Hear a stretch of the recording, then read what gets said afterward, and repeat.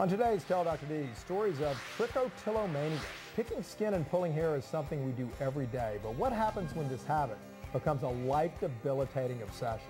On today's show, we will discuss the shame, pain, and recovery of ordinary people who suffer from this condition. Tell Dr. D starts right now.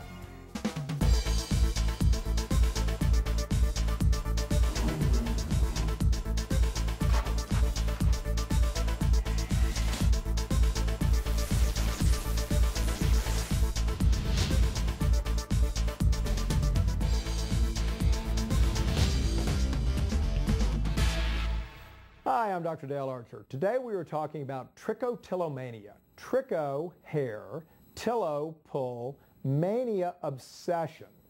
Hair is often associated with beauty and vitality. That's why this hair pulling disorder is both physically and emotionally painful for folks with the condition.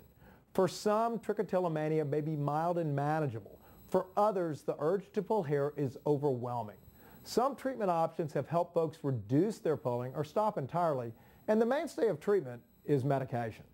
Most people with trichotillomania pull hair from their scalp. This can lead to a balding patch surrounded by a fringe. Eyebrows and eyelashes may also be pulled, as well as hair from the legs, arms, pubic area, and other parts of the body. Most people pull hair with their fingers, but sometimes tools are used, like tweezers. For some, hair pulling is intentional and focused. They know what they're doing and may even develop rituals. Others do it unconsciously. On today's show, we will meet guests that suffer from this disease, and we'll talk about their symptoms and their treatments. Coming up on Tell Dr. D.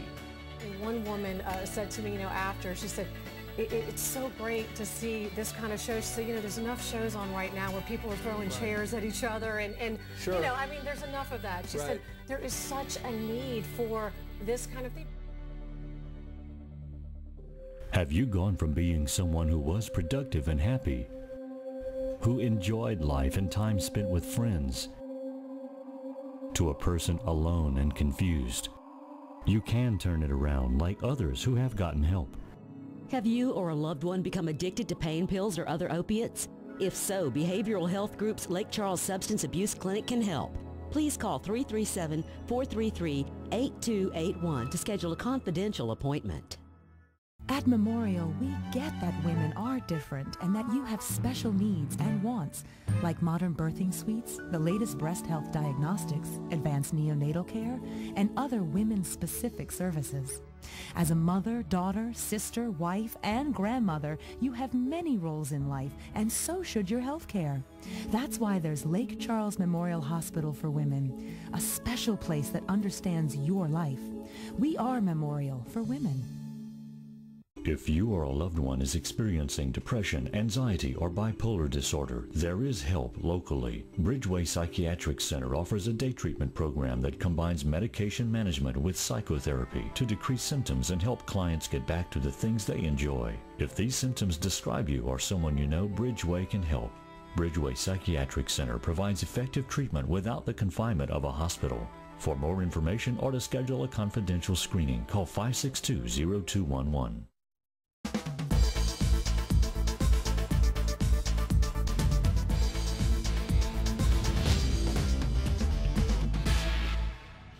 My next guest is going to be familiar to you. You're just not used to seeing her here in the studio. She's an award-winning journalist and a TV host. Please welcome Catherine Shreve.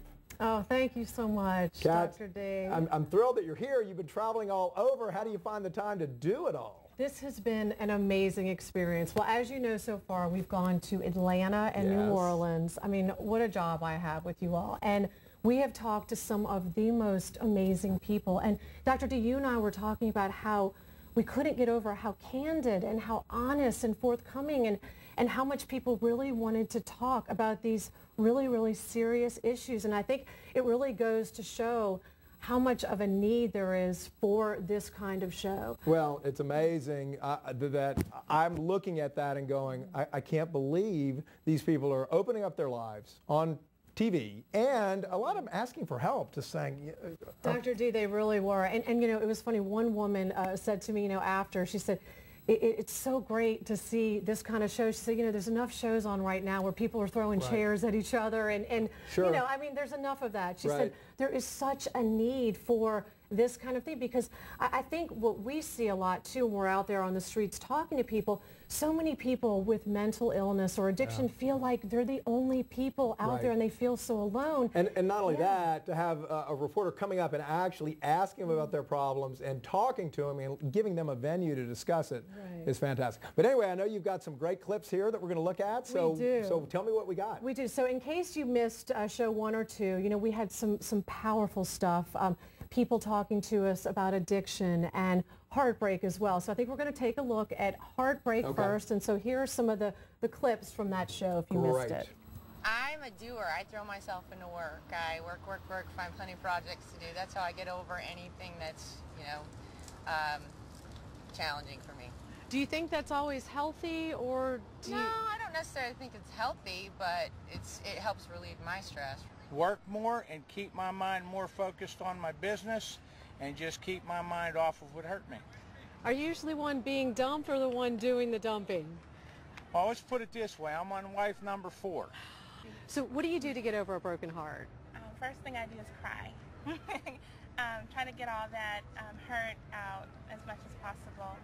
I call friends, tell them what happened, and you know, talk about it, get off all the hurt and stuff that was on my mind. Hang out with my friends a lot, try to just talk to people around me, just, you know, try to get them to make jokes about everything and try to just, you know, forget about them as much as I can. Who among us have not been through a heartbreak? Absolutely, right? I know I have. We've It's all not been, fun. we've been there, done that. We all get through it. We look back and go, oh, I don't ever want to go that again. No, it's not fun. It's not fun. Well, our next topic that I know this, Dr. D, wow, you and I went through the footage of this and could not believe some of the powerful stuff that we got What from are we doing people. now? This is addiction. Oh, and boy. Fantastic. unbelievable. And I was so, I have to tell you, I was so moved that people were so willing to share with us. I mean, we had people that were, you know, currently going through addiction issues,